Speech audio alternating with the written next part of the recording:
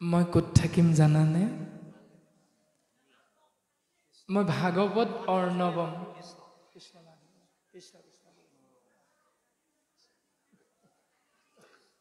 মই মহাভাগৱত সমুদ্ৰৰ মাজত থাকিম। মহাভাগৱত সমুদ্ৰৰ মাজত থাকিম। মোৰ ৰূপটো কেনেকুৱা হ'ব এতিয়া? আমি শাস্ত্ৰসন্মতে প্ৰত্যেকে বুজি পাওঁ যে যেতিয়া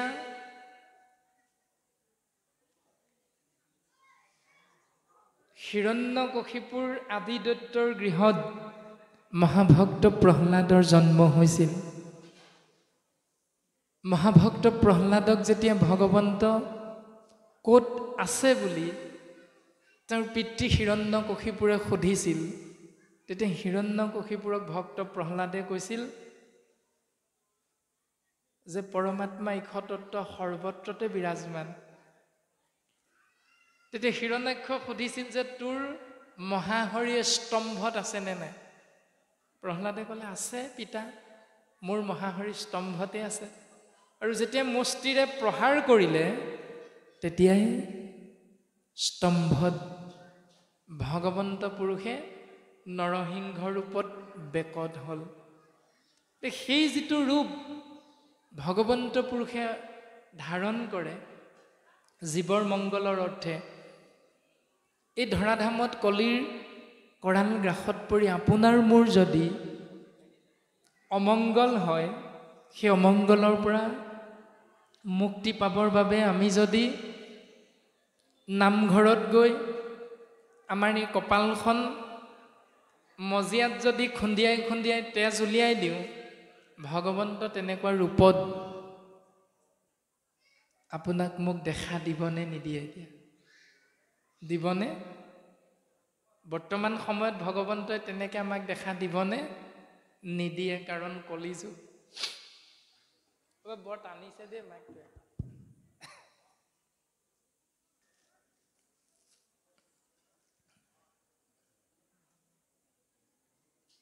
ভগৱন্ত পুৰুষে শাস্ত্ৰসন্মতে আমাক সিদ্ধান্ত দিছে যে মই ভাগৱতত থাকিম, মোৰ ৰূপটো হ'ব বাংময় ৰূপ, অৰ্থাৎ বাণীময় ৰূপ।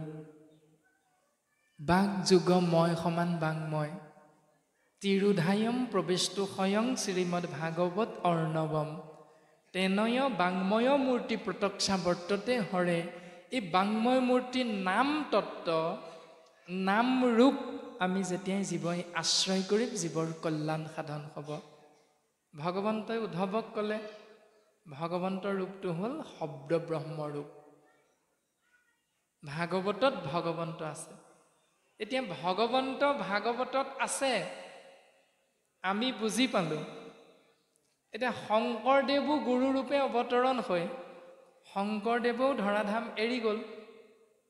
এৰি যোৱাৰ প্ৰাক মুহূৰ্তত মাধৱদেৱে শংকৰক সুধিলে, বোলে গুৰুদেৱ তুমি গুচি গ'লে মোৰ অৱস্থাটো কি হ'ব? তেতিয়া শংকৰ গুৰুজনে মাধৱক উত্তৰ দিছে, বঢ়াৰপো তুমি শুনাচোন। অ শুনিও মাধৱ মোৰ থাকিবাৰ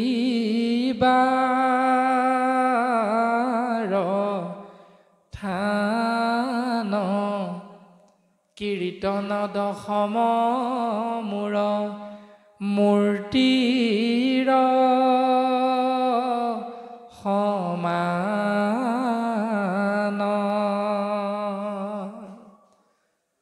হেৰা মাধৱ শুনাচোন, মই তাতেই থাকিম, কীৰ্তন আৰু দশম ইয়াৰ মাজত মই থাকিম, মই নাযাওঁগৈ দিয়া। এতিয়া প্ৰশ্নটো আমি নিজক সুধিব লাগে, নিজক কৰিব লাগে।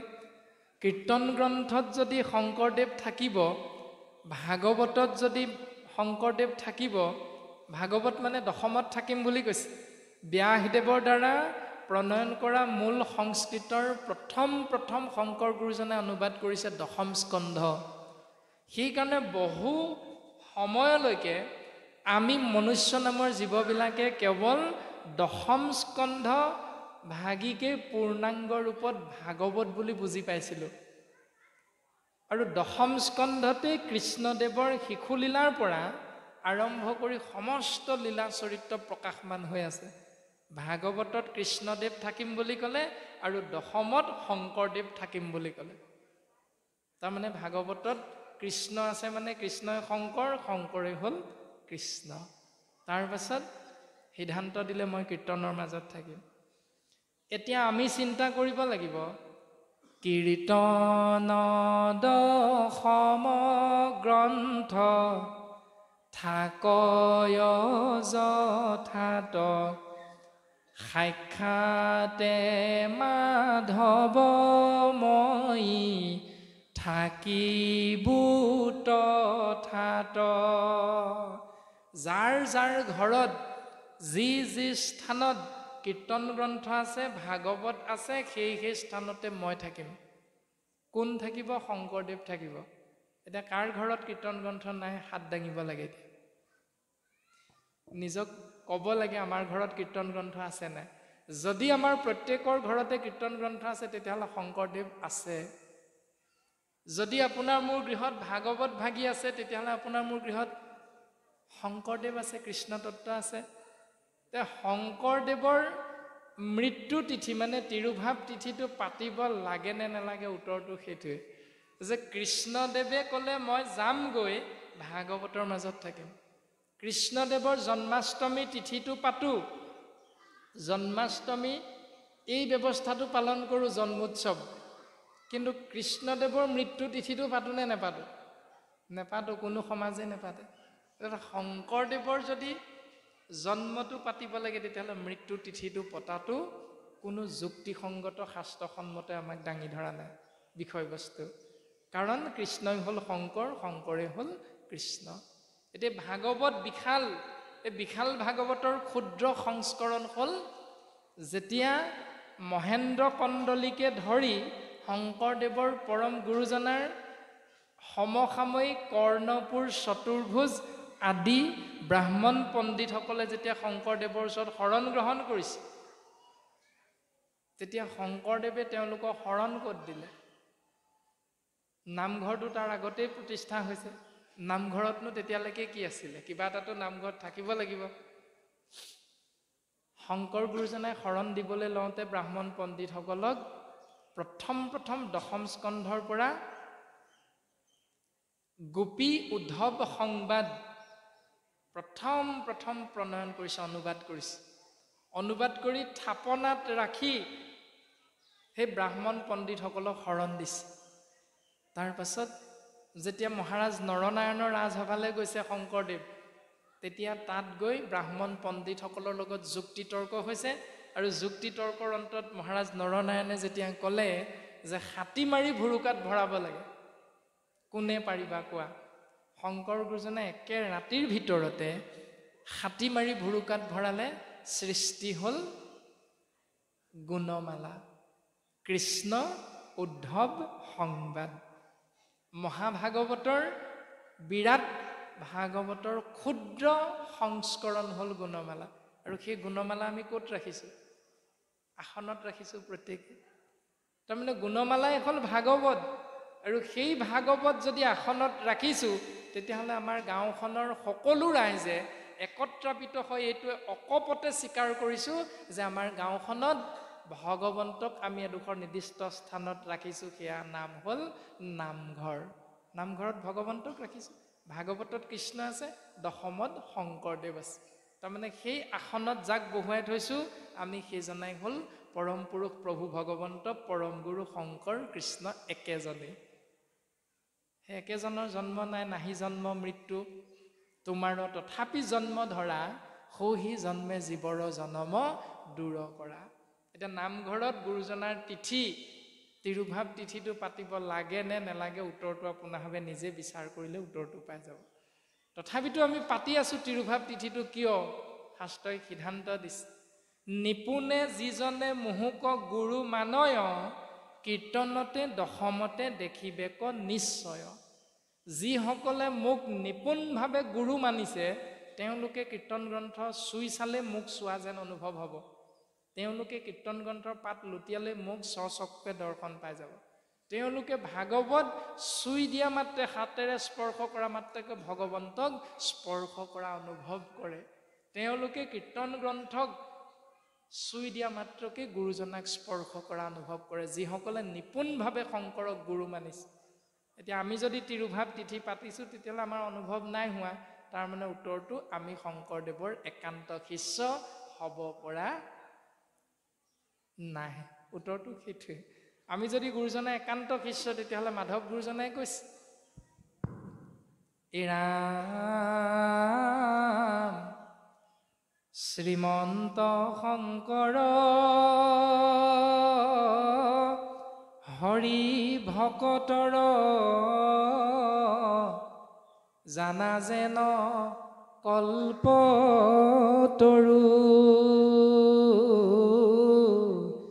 তাহান্ত বিনা নাই নাই নাই আমাৰ পৰম গুৰু।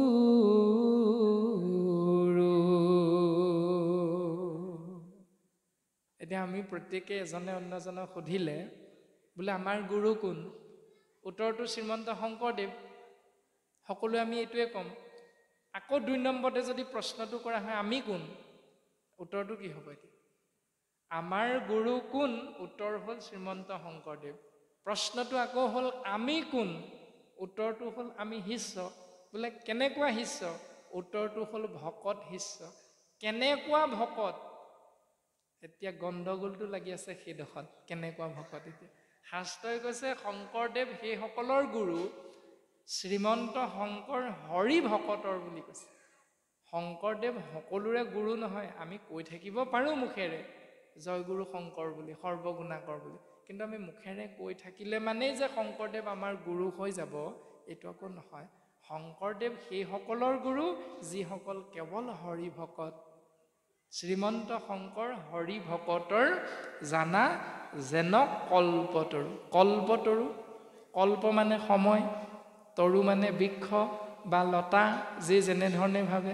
সময়ৰূপী বৃক্ষ হ'ল শংকৰদেৱ গুৰুজনা, সেইসকলৰ বাবে যিসকল কেৱল এক হৰণীয়া হৰি ভকত বুলি কোৱা আছে। আমি মাজে মাজে গণেশৰ ভকতো হৈ গৈছোঁ নহয়। মাজে মাজে আমি বিদ্যালয়ত শিক্ষকৰ চাকৰিটো কৰাৰ বাবে সৰস্বতী ভকতো হৈ গৈছোঁ। আমি মাজে মাজে দুৰ্গাৰ ভকতো হৈ যাওঁ ২-৩ দিনৰ কাৰণে। গতিকে আমি এশৰণীয়া হ'ব পৰা নাই। সেইকাৰণে শংকৰদেৱ আমাৰ পৰম গুৰু নহয়। আমি প্ৰত্যেকেই চিন্তা কৰিলে উত্তৰটো পাম। গতিকে শংকৰদেৱৰ তিৰুভাৱ তিথি এশৰণীয়া ভকতৰ বস্তু নহয়। কোনোবাই পাতি আছে, তাত আমাৰ ক'ব লগা একো নাই, কিন্তু আমি যুক্তিপূৰ্ণভাৱে যদি শাস্ত্ৰসন্মতে কথাটো বিশ্লেষণ কৰোঁ, তেতিয়াহ'লে আমি উত্তৰটো এনেকৈহে পাম। শংকৰদেৱ এজন মানুহ নহয়। আপোনাৰ মোৰ দৃষ্টিত মানুহ হ'ব পাৰে, সেইকাৰণে আমি তেওঁ মৰিল বুলি আমি তিথিটো পাতি থাকোঁ। এতিয়া শাস্ত্ৰই সেই মৰা আৰু জীয়াৰ মাজত পাৰ্থক্যটো কৈছে। ৬ নম্বৰ স্কন্ধটো যেতিয়া গন্ধৰ্বৰাজ চিত্ৰকেতুৰ এজন পুত্ৰ নাম হ'ল কৃতদূতি, সেই কৃতদূতি নামৰ পুত্ৰজনৰ যেতিয়া মৃত্যু হ'ল বুলি গন্ধৰ্বৰাজ চিত্ৰকেতু, তেওঁৰ পত্নী, তেওঁৰ বন্ধু বান্ধৱ, ইষ্ট মিত্ৰ কুটুম্বই যেতিয়া তেওঁৰ শৰীৰটো ধৰি ধৰি উৰাই ঘূৰাই কান্দিছে, মাথোন কান্দিছে, তেতিয়া দেৱঋষি নাৰদ আৰু অংগীৰস আহিছে। আহি কৈছে, তোমালোকে যাৰ কাৰণে কান্দিছা, তোমালোকে যাৰ কাৰণে দুখ কৰিছা, তোমালোকে যাৰ কাৰণে শোক কৰিছা, তেওঁ প্ৰকৃততে তোমালোকৰ বন্ধু হয় জানো? তেওঁ প্ৰকৃততে তোমালোকৰ পুত্ৰ হয় জানো? তেওঁ প্ৰকৃততে তোমালোকৰ ইষ্ট মিত্ৰ কুটুম্ব হয় জানো? বোলে হয়, কিয় নহয়? ঠিক আছে, মই তোমালোকক তেওঁৰ মুখেৰে জ্ঞানটো দিব বিচাৰিছোঁ, তোমালোকে শুনা। এই বুলি দেৱঋষি নাৰদে কি কৰিছে? সেই কৃতদূতি নামৰ শৰীৰটোত সোমাই থকা ওলাই যোৱা আত্মা তত্ত্বটোক যোগ বলেৰে মাতি আনিছে। ৬ নম্বৰ স্কন্ধত পদবন্ধে আমাক কৈছে, আপোনালোকে ভাগৱত নিশ্চয় পঢ়িছে, গতিকে পঢ়ি শুনি সেই ৬ নম্বৰ স্কন্ধটোত ভাল ধৰণে চাই ল'ব। উত্তৰটো দিছে এনেকৈ, এৰা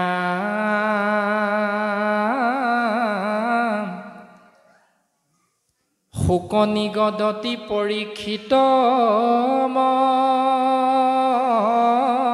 মহাযশী অনন্তৰে মহাজ্ঞান কহি ঋষি মহাজ্ঞান প্ৰদান কৰিলে অংগীৰা আৰু নাৰদে। তাৰ পাছত দেখিলে দেখিলা নৃপতি কিছু ভৈলা ষষ্ঠ মন জ্ঞাতি মিত্ৰ অন্যজনে কৰয় ক্ৰন্দন।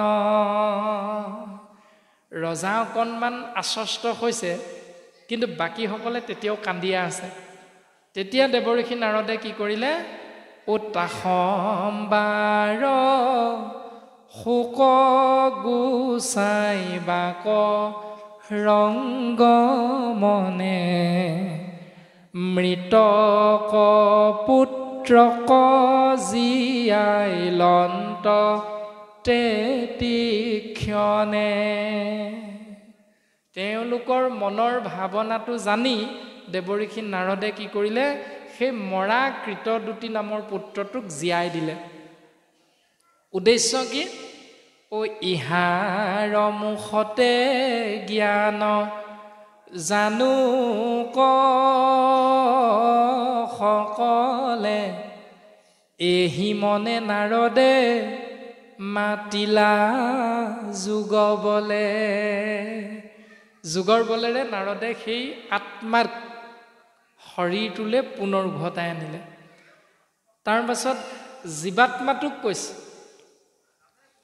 ৰাম শুনৰে জীৱাত্মা তই দেখ চক্ষু ভৰি তোৰ পিতৃ মাতৃ সবে কান্দৈ তোক ধৰি।